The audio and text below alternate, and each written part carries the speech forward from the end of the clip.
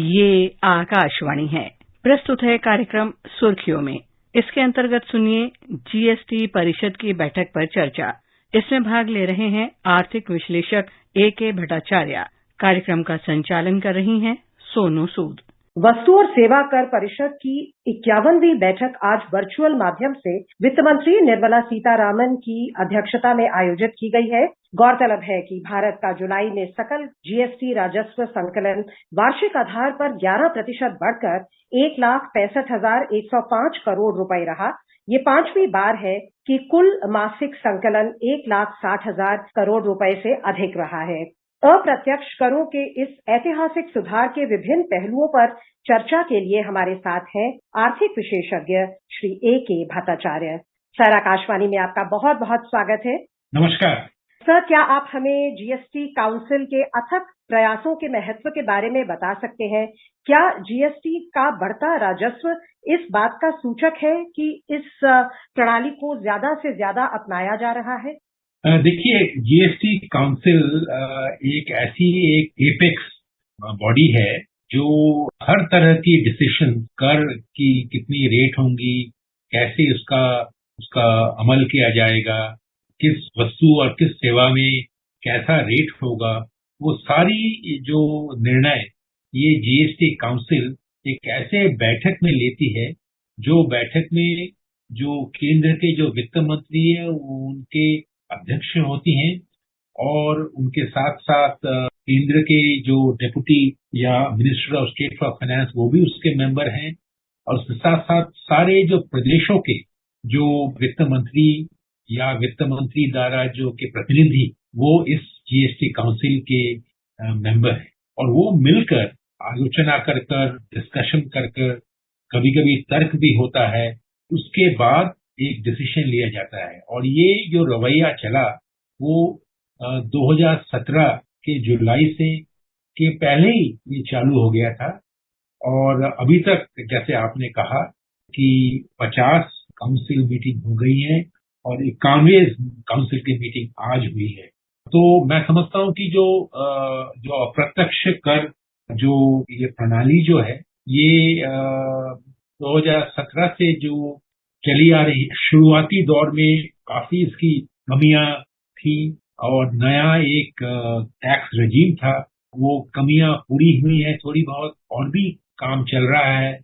और कोविड के बाद हमने ये देखा है कि शुरुआती दौर में कोविड के बाद करीबन मंथली जो कलेक्शन रेट था 1.5 लाख करोड़ 1.5 लाख करोड़ के करीबन आ गया है और अब हम देख रहे हैं पिछले 4-5 महीनों में यही जो एवरेज रेट जो है वो 1.65 लाख करोड़ में आ चुका है। तो मेरा मानना ये है कि जो जीएसटी अप्रत्यक्ष कर जो है ये आस्ते आस्ते लोग इसको अपना रहे हैं, टेक्नोलॉजी का इस्तेमाल हो रहा है और डायरेक्ट और इनडायरेक्ट टैक्स की मैपिंग और भी अच्छी हो रही है, जिससे जो पहले में जो अप्रत्यक्ष करों में जो कर चोरी होती थी वो मुझे लग रहा है कि कम हो रही है और टैक्स इवेजन और टैक्स अवॉइडेंस दोनों में ही एक कड़ा प्रहार हुआ है और उसी के कारण हम ये देख रहे हैं कि जो वृद्धि दर है जो 11-12% सालाना हर महीने में हो रहा है और मुझे लग रहा है कि यही जो कंटिन्यूएशन रहेगी, इसी ट्रेंड चलेगा। अगर अर्थनीति की जो पहिया अगर कम धीमी तेज हो जाए तो अलग बात है, पर अगर अर्थनीति के पहिया जो जिस तरह हम जीडीपी की ग्रोथ 6-6.5% की बात कर रहे हैं, अगर इंटैक्ट रहे तो मुझे आशा है कि ये जीएसटी कलेक्शंस रेट इसी तरह रोबस्ट अच्छा रहे। तो आपको लगता है कि जिस तरह से मजबूती दिख रही है जीएसटी की कलेक्शंस में और जैसा आप कह रहे हैं कि आगे चलकर भी एक जो भविष्य दिख रहा है कि जो भारत की इकोनॉमिक ग्रोथ इतनी मजबूत है तो उसके साथ आशा हम कर सकते हैं कि जीएसटी कलेक्शंस भी मजबूत होंगी और जो रैशनलाइजेशन की बात की जाती है रेट स्लैब्स की, रेट्स की, उसकी पॉसिबिलिटीज आपको लगता है बढ़ जाएगी? देखिए, जो दो चीज हो रही है, एक तो हो रही है जो कवरेज, कितने यूनिट्स इसके अंदर दायरे में आ रहे हैं। पहले शुरुआती दौर में ये जो कंप्लायंस जो था ये कम था। अब क्या हो रहा है कि जो यूनिट्स इकाइयां जो उनको आना जरूरी नहीं है वो भी आने की कोशिश कर रही हैं, क्योंकि उनके आने से उनकी जो इंटरमीडिएट स्टेजेस ऑफ प्रोडक्शन में जो टैक्स उनको देना पड़ता है, उनकी रिफंड मिल रही है।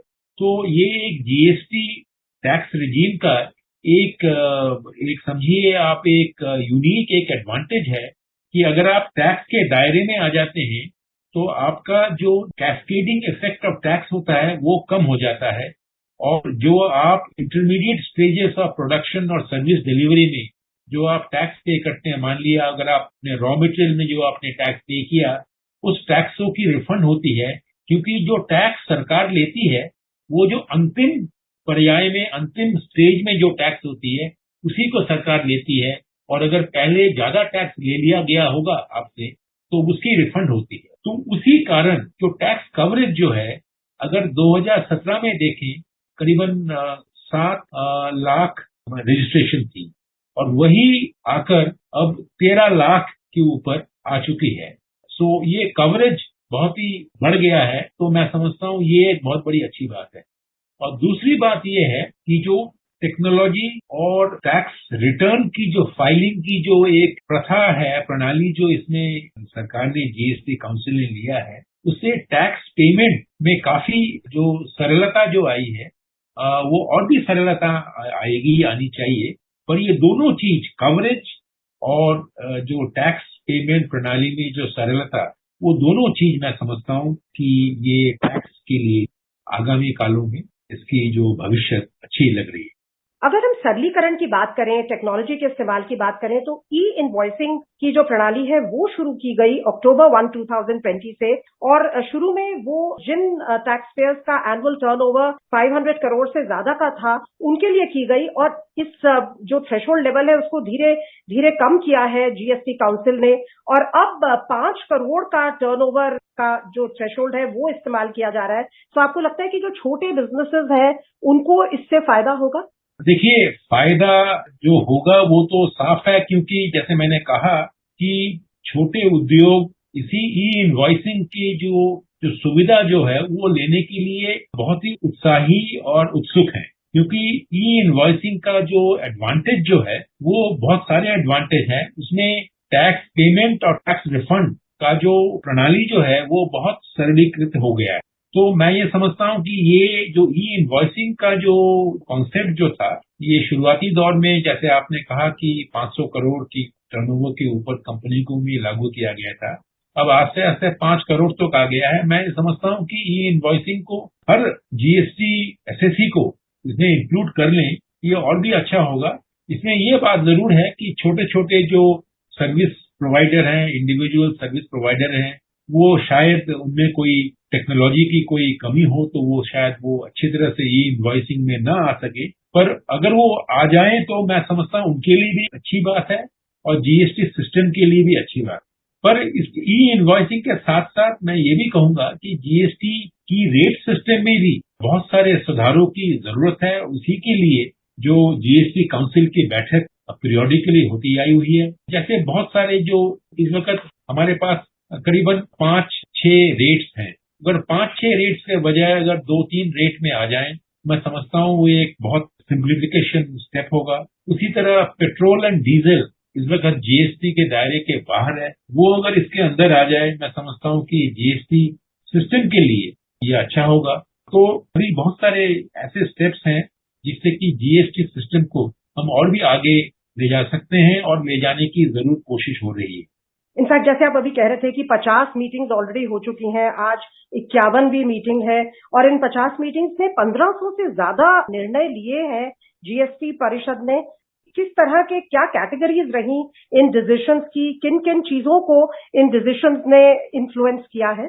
देखिए, पहली बात तो ये जो रेट रैशनलाइजेशन जिसे कहते हैं हम, रेट रैशनलाइजेशन बहुत बड़ा एक मुद्दा है। जैसे अगर आप 50वीं जो अगर जीएसटी काउंसिल की बैठक को देखें, मान लीजिए पहले जब एक सिनेमा हॉल में या मल्टीप्लेक्स में अगर आप जाते हैं तो वहां पे अगर खाना आकर मंगाते हैं उसमें भी आपको 18% का जीएसटी लग रहा था। हालांकि अगर रेस्टोरेंट में जाते हैं तो उसमें कम 5% का जीएसटी रेट है। तो जैसे 50 जो काउंसिल में एक डिसीजन लिया गया कि अगर आप सिनेमा हॉल में भी अगर खाना खाएं तो उसमें भी उस खाने की चीज में आपकी जो जीएसटी रेट 5% होगी।